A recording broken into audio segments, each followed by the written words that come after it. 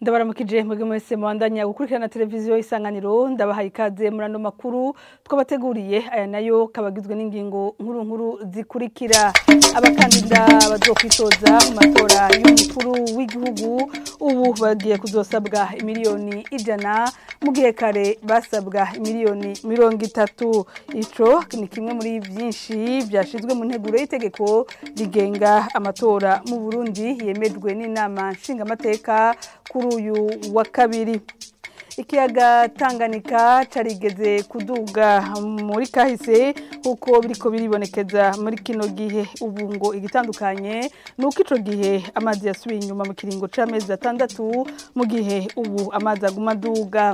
Umuhinga mu bijanye n'ibidukikije Albert Bonerane abona ko leta ikwiye kwimura abantu. Izo ni no makuru ni mukanya.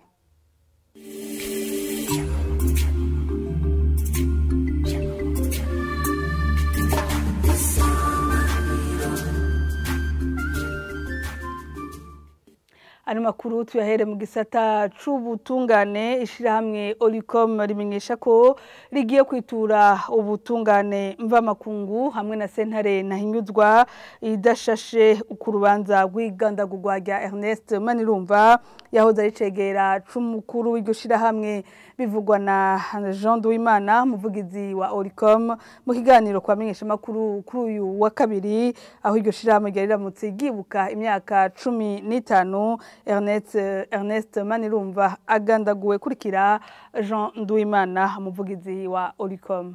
Mu bisanzwe ku rufu rwa Manirumva iyo dosiye ntiyigeze iburanishwa ntiyigeze irondera ukuri murumva noneho ubuhoho kuri ino saha kwidashobora kuboneka ntibigeze na rimwe berekana uwatumye kwica ntibigeze berekana ngo bafatwe n'uwishe bafashe gusa hariho abaplanto baho Ernest Manirumva yakora hariho abandi bakozi n'abapolisi batoye bato abo bose nibo bafashwe turazi ko mu barondewe na za parike kugira ngo habe ADN hariho abari baragovye abafashije ari ibihugu vyafashije ibihugu bigenze by'u Burundi vyafashije kugira ngo bapimwe cya gipimo bita ADN mugabo hamurazi ko hari habase kwipimisha ico gipimo abo nyene nyabo ubutungane bw'u Burundi bukora igikorwa cyabwo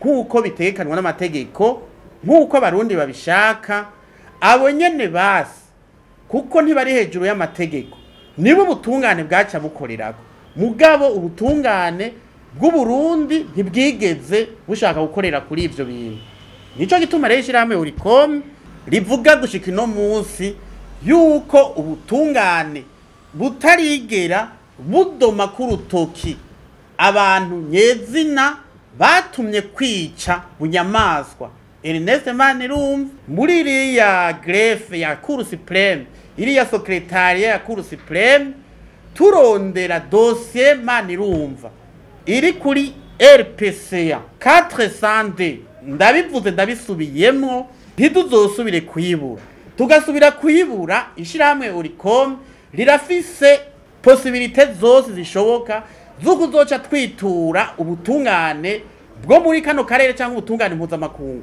gushikaho tuzoronka ubutungane kuri abo bantu bose bacu bazibiye banyurujwe bakagenda amazima yongo.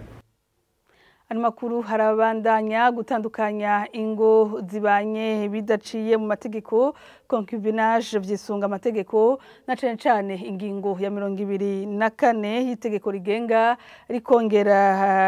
rikongera rigahana amabi afatiye ku gitsina ivuga ko umugabo canke umugore ategezwa kubana n'umuntu umwe gusa bivugwa na Esperance Ninahaza yononose bijanye n'amategeko inyuma yaho bamwe mu bajejwe intwaro mu ntara zitandukanye bategetse abafisa bahabara kuva nahasigura ko kenshi ingorane zigwa ku bakenyezi bo basigarana abana hamagarira intwaro kubikurikirana neza. Amategeko y'igihugu aratomora neza ingene ubugeni buciye mu mategeko bugenda n'ingingo ya 87 y'igitabo c'amategeko agenga ingo n'imiryango barasigura ko ubugeni buciye mu mategeko ari ubugizwe n'umugabo hamwe n'umugore bisunze amategeko y'igihugu. Tugarutse rero kuri abo ivyo biriko birakogwa n'intwaro, barafise itegeko bisunga bahereye nyene kuri iri ry'ingene ubugeni mu Burundi butunganijwe. Rero iyo ngingo nayo iri mu gitabo c'amategeko akingira guhohoterwa bivuye ku gitsina. Ni ingingo ya 24 y'iryo tegeko ryo mu 2016 rivuga yuko kubana bidaciye mu mategeko bibujijwe mu gihugu. Bisunga rero iyo ngingo kugira ngo bahagarike uko kubana hatisunzwe amategeko. Ingaruka ntizobura, urumva iyo abantu babana basangiye ubuzima bashobora kuba basangiye n'abana, urumva ko bitobura ingaruka. Mpereye kuri abo babiri nyene bari bubakanye, usanga hariho imigambi bariko bararangurira hamwe cyangwa baranguriye hamwe izana uburyo bwo kubaho no kwiteza imbere kuri bo. Rero sinzi ko muri uko gutandukana ivyo navyo baheza bakabiraba kugira ngo ntihahave hagira ugwa mu mporero. Usange muri uko kubahiriza itegeko hariho ubundi burenganzira umuntu yarafise kumbure butarabwe kugira ngo ntihagire uburengano. Nimba hariho ivyo basangiye, mbega babigabuye, babitandukanije kugira umwe wese aje kwimenya, cangwe uwufise inguvu gusumba uwundi yaciye atwara vyose, uwundi nawe agenda uko. Kenshi bikunda gushikira abakenyezi, ugasanga bagiye imvumure, bagiye atakintu bafise kandi baratanze inguvu zabo, baratanze amaboko yabo, ubwenge bwabo kugira ngo mu rugo hagire icinjira. Rero numva umengo yo bari akaryo kukwibutsa abajejwe intwaro ko muri ico gikorwa boheza bakaraba n'ivyo vyose itegeko rikubahirizwa, ariko kandi n'uburenganzira bw'umuntu umwe umwe wese bukubahirizwa. Mu gisata c'ibidukikije, ikiyaga Tanganyika carigeze kuduga muri kahise kirashika mu makarti ya Buyenzi aho bita mu Ruvumera hamwe naho bita muri Shanike. Bisigurwa n'umuhinga mu bijanye n'ibidukikije Abel Mbonerane, avuga ko ivyo vyabaye muri kahise kuva mu myaka y'1878 bikaba bisubiye kuboneka muri kino gihe. Ariko ngo igitandukanye nuko mu myaka yo muri kahise ayo mazi yasubira inyuma mu kiringo c'amezi 6 mu gihugu aguma duga kurikira. Turavye kugira ngo abatabizi aho bavuga Tanganyika yabanje kuduga ubwa mbere ni gihe bavuga yuko hariho Stanley na Livingstone bari bagendeye kano karere, aho ni mu mwaka w'1878. Hama Tanganyika iracereza kuko muri ico gihe nta bintu vyononeka yuko nta bantu bari bwaze kuba ku nkenga z'ikiyaga ca Tanganyika. Hanyuma Tanganyika irasinzira hafi imyaka 60 kuko yagiye kusubira kuduga mwaka w'1938. Nico gihe nta vyononekaye vyinshi, ariko rero hashize imyaka 25 no kuvuga mu mwaka w'1963 niho haciye haba rero umudugo munini gose gushikaho nk'abahinga je n'abajije babibonye hajya kuri mu Ruvumera, hajya mu Buyenzi amazi yaragarukiraho. Ugiye hari ugiye kuri Shanike, ugira uje kujya mu Gatumba, rya barabara ryahita ryari mu mazi. Abantu baba mu Gatumba muri ico gihe barinze kubimura baza kuba ngaha mu Ngagara no mu Cibitoke, mugabo amazi asubiye inyuma ko muri ico gihe bavuga ko yamaze gusa amezi 6 arasubira inyuma, baci basubirayo. None raba ivyashitse muri ico gihe 1963 nivyo vyashitse mu mwaka w'2024. Uravye umurindi uri kuraba njyana kuba n'ihindagurika ry'ibihe muri iyo myaka yose amazi yasubira inyuma hakiri kare, ariko ubu yatangwe kuba kuduga mu mwaka wa 2020. Ntihigeze asubira inyuma. Je naho nja kuraba Tanganyika ntiyasubira inyuma cane. Hanyuma mu mwaka wa 2021 arasubira aduga, ntiyasubira inyuma cane. Uyu mwaka uko yagiye rakurikirana muri iyi myaka ine rero urumva rero rusa n'ugwarenzwe. Hanyuma tukagira tuti navuze yuko uja mu Kajaga Gatumba hari hugaye, amazi yari hajya mu Ruvumera amazi niho yarari, abahinga baratubwiye yuko ko ari ryo barajya mu Gatumba ritarengana hama ivyo mu Ruvumera hama naho bayita kuri Avenue du Large hano bita muri Kibenga Rurare ntiharenga hari huzuye amazi uri kuragenda mu Rumonge hari ibihimba bimwe bimwe byari byuzuye amazi ryo barantiryarengana na gatoya. Umuhinga mu bidukikije abandanya avuga ko urugero Tanganyika rushobora gushika ko rutazwi mu ntaravyo mu Rundi iriko iraduga ko abona ko leta ikwiye kwimura abantu ikabakurayo kuko ivyo kononekara nako bitera vyongerekana n'ubunyene tumukurikira.